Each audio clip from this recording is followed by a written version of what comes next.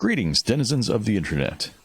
In today's 5th edition Dungeons & Dragons video, we're going to talk about the villains.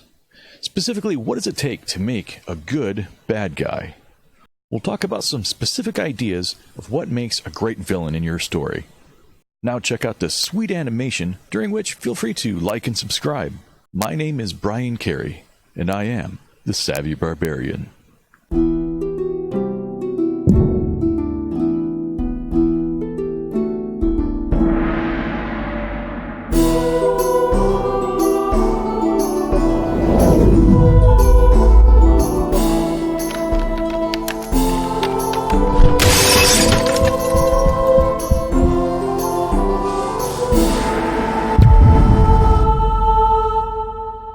So what does it take to make a good bad guy?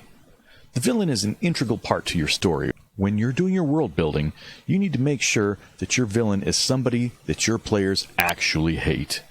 This is something that goes completely unrealized in so many campaigns and, frankly, in most movies. Lots of movie villains are just, frankly, terrible. Why do they do the things they do? The thing you need to realize first and foremost is that most villains think that they are the hero of their own story. They've come to some terrible conclusions, and they're doing things terribly wrong, but they think that they have the moral imperative on their side, usually. But whether or not that's the case, the villain always does things for a reason.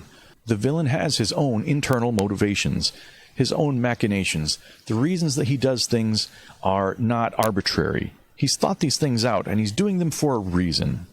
And this is why when you make a villain in your world campaign, they need to be better than just some cardboard cutout, better than somebody to just beat up on. That's the job of minions. I'm talking about your world boss. I'm talking about the guy, ultimately, that your players want to defeat. Let's talk a little bit about some good and some bad movie bad guys.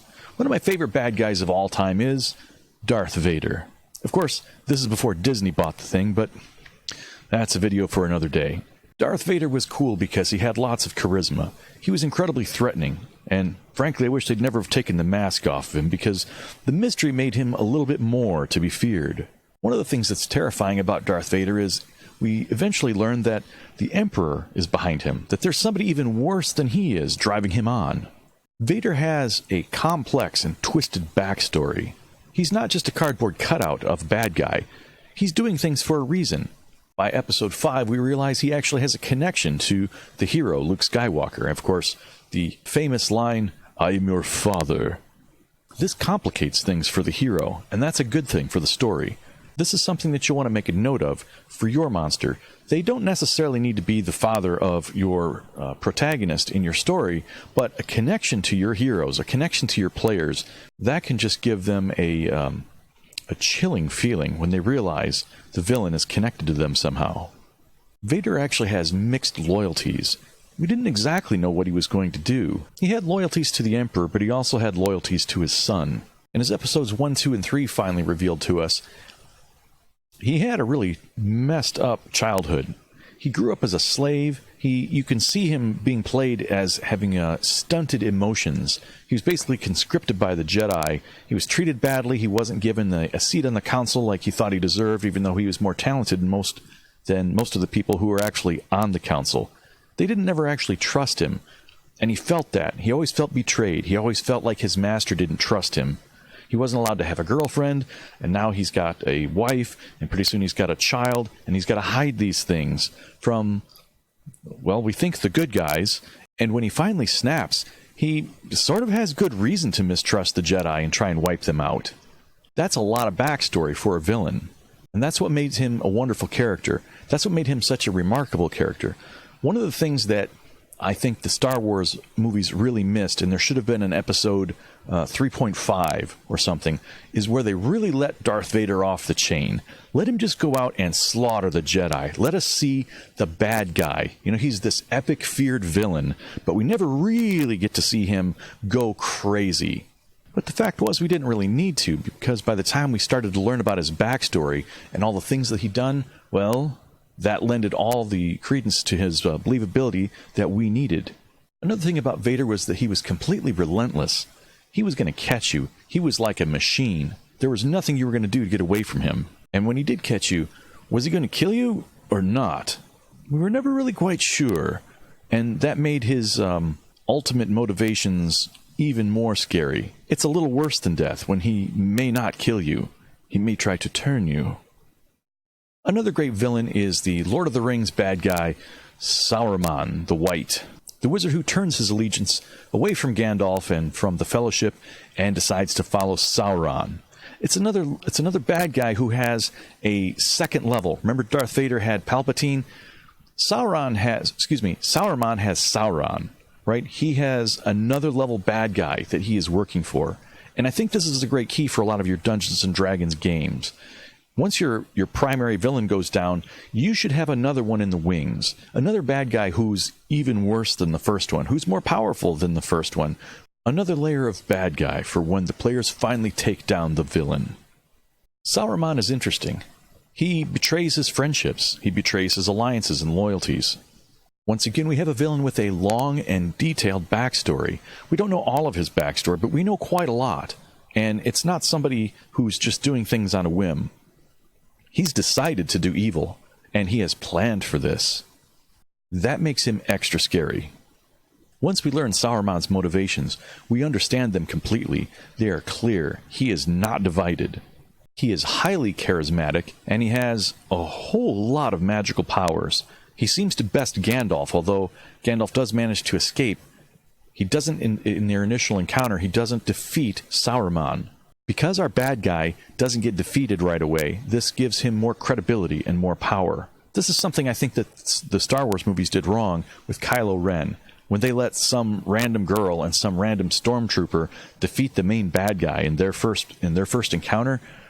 That just made him seem like a weak bad guy. We don't care about this villain if anybody can just pick up a lightsaber and beat him. Such is not the case with Saruman. He's after the ring, he has resources, he has wisdom, he has power, he has great intelligence, and lots of patience. And he is sided with the enemy. And this makes him a fantastic villain. The backstory, the power, the ability, the fact that he's defeated Gandalf, who was the savior of the story up until that point. So those are two good villains. Let's talk about some villains that I think are not very good. Some crummy villains. Villains that I think are really subpar. Let's start with the Joker. I know everybody loves the Joker. Leave your hatred in the comments below. But let's face it, the Joker, frankly, he gets killed off at the end of most of his movies. The Joker doesn't seem to have much of a backstory, and I still don't know why he does the things he does. He's criminally insane. Well, that was easy. We don't need to write a backstory now. I mean, don't get me wrong. He makes an excellent villain for movies, but a movie is only 2 hours long, and then it's over. That's fine. He's a bad guy, and at the end of 2 hours, we kill him.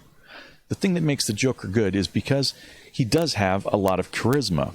And he's a great foil. He's a great opposite to Batman. See, Batman is dark and scary and broody, and he doesn't say that much. Meanwhile, the Joker is quite the opposite. He's bright and colorful. He has purple pants and green hair and a bright clown face. He's quite the opposite in the way that he looks. And he's also a chatterbox. He's very charismatic, as opposed to Batman, who's just sullen and broody and doesn't say that much. So as a foil to Batman, he's perfect. But he doesn't really have that much legs. What are you going to do with him? Batman beats him up? He doesn't have any particular powers that I'm aware of. He doesn't seem to be that smart, although he does seem to have a knack for locating explosives and wiring them to novelty items.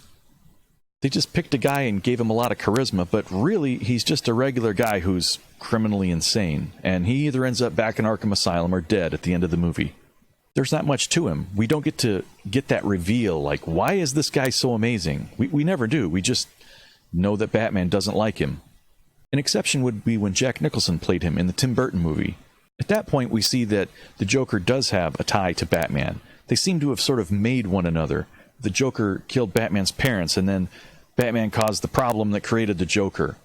Now, this tie together makes him a far more interesting villain, and it makes it more personal. In this case, the Joker's a much better Joker. Jack Nicholson did a great job. But most incarnations of the Joker, he just shows up, tries to blow up something, and Batman kills him. It's weak. No backstory, not that interesting, no second-level boss when the Joker goes down. Another villain that I thought was lousy was the villain in the Justice League movie. Frankly, I had to look up who that was. I watched the Justice League movie. It was kind of fun. I actually think that Aquaman and Wonder Woman again stole the show in that movie. But frankly, I couldn't remember who the villain was. I had to look it up. Steppenwolf. Oh yeah. For some reason I was thinking that was a band. So what's Steppenwolf's background? I don't really know. I mean, did the movie talk about that? If they did, they didn't really emphasize very much. Also, I understand that Steppenwolf has a next-level villain, that he reports to Darkseid. But I'm not sure if the movie ever brought that out either. Steppenwolf is a standalone villain in the Justice League movie. He was just a giant punching bag. The Justice League needed somebody to beat up on. That's really all he was. The movie didn't make much mention, if at all, nothing that I can remember, about the next-level villain, about Steppenwolf's background. I didn't understand why he was doing what he was doing. I think he was collecting mother boxes. And so what if he got them all? I really didn't understand the point of it. It was weak. I really just wanted Superman to come back to life, and I wanted Aquaman to kick somebody's butt. That's all Steppenwolf was in this movie. He was just a giant punching bag. And he's pretty forgettable. I don't really remember what he looks like. Did he have horns?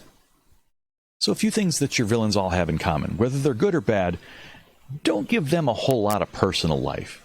One of the things that made Austin Powers funny, if you remember that movie, is Dr. Evil suddenly got entangled in his own personal life. He's trying to get hugs from his son, and things weren't working out well at all. His chair didn't work right. We're seeing him experiencing common human foibles. And that was hilarious, but that really undermines the scariness, the sinister abilities of your villain. The best villains, though not all villains, have a next-level boss. They have another boss monster behind them, pushing them on. We think that this is the ultimate bad guy, only to learn more politics of the situation and realize there's another bad guy, there's another layer of evil. Whether you're writing a novel, whether you're writing a world campaign for your Dungeons & Dragons story, you should have another level of bad guy in the story. Always be willing to dump your antagonist for a bigger and better one. When your heroes finally destroy that villain, there needs to be somebody else to step up and take their place. He needs to be furious about the loss, but he should also have his own motivations, his own backstories, and the reasons he's doing the things that he's doing. Give them motivations. Make sure that we understand that that bad guy is doing the things that he's doing because he has goals in mind. He's not just operating because he needs to be the bad guy. He's operating because he is trying to accomplish something. Also, if possible, give your villains charisma. It can take a weak villain, like, say, the Joker, and make them a good villain as well. But if you give charisma to a powerful villain, like, say, Thanos, or Saruman, or Darth Vader, well, that just amps your character up to the next level. This can be difficult in a Dungeons & Dragons game. It's a lot easier when you're writing a novel because you have the time to rework that character, and the words that your villains speak are spoken in the words of the reader.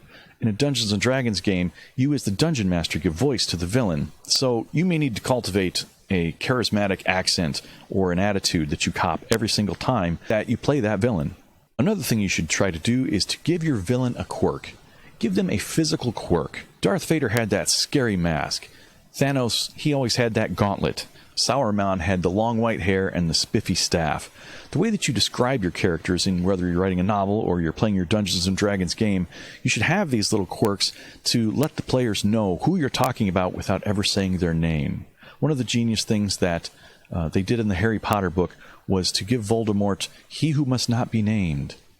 It gave him an air of mystique. You can do this with your characters in Dungeons & Dragons if you always describe them similarly. Once you've described the villain, use their physical characteristics to just hint at who they are and let your players fill in the blank. Also, try not to give too much comedy to your villains. You want your players to not empathize with them. You want them to hate your bad guys.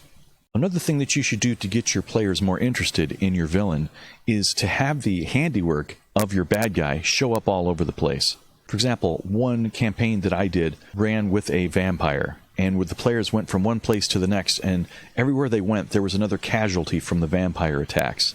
And at first the players weren't all that interested in the vampire, but then when they started to find, murdered mothers and children, and pretty soon the players went, "Oh, we've got to do something about this." And the next thing we knew, we had the players hooked, trying to destroy that villain. I hope that helps when you're designing your next villain in making a better bad guy. If you have a memorable villain, your story is going to be a whole lot better. Your characters are going to remember that villain. Your people are going to, your readers are going to, everybody's going to remember the bad guy just as much as they remember the good guy. The good guys need something to overcome, and they need that to be scary and menacing and not just criminally insane. Give that bad guy motivation and background and a story of why they're doing the things they're doing. If you like this channel and you want to support the things that I'm doing, please give a like and subscribe. Just you click the bell icon, you click the subscribe icon, and it goes a long way to helping out the channel. Also, if you go to our website, SavvyBarbarian.com, you can check out some more videos there. You can go directly to YouTube, to the Savvy Barbarian channel at YouTube, and at SavvyBarbarian.com, I'm selling some Dungeons & Dragons flavored books. If you buy both of them, first one's free. Second one I think is it's a better book. It's a longer book, and it'll put a few bucks in my pocket if you buy it, and I'd really appreciate it. You got comments, you got questions, feel free to leave those in the trumpery down here at the bottom. Leave your comments below, and I'll get back to you. I do check all the comments, so I'm looking forward to hearing from you. This is Brian Carey, reminding you to be a scholar and a barbarian.